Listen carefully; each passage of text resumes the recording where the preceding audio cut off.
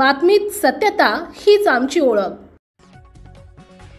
धुळ्यात पावसाची हजेरी, गणेशोत्सवावर पावसाचे सावट। ऐन गणेशोत्सवात धुळे शहरात पावसानं हजेरी लावली असून यामुळे नागरिकांची तारांबळ उडाली आहे। या आलेल्या पावसामुळे गणेश मंडळांना देखील याचा काही प्रमाणात फटका बसणार आहे।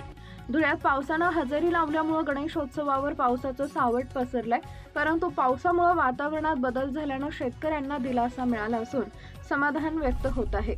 धुळे जिल्ह्यात पुढील 2 दिवस पावसाचा इशारा देण्यात आलाय। पावसाचा जोर आणखी वाढणार असल्यामुळे यंदाच्या गणेशोत्सवात पाऊस चांगला झोडपून काढणार असा अंदाज वर्तवला जातोय। मुख्य संपादक जतीन बोरसे। आपल्या परिसरातील महत्त्वाच्या बातम्या पाहण्यासाठी आजच आमच्या JBTV न्यूज चॅनलला YouTube वर सबस्क्राइब करा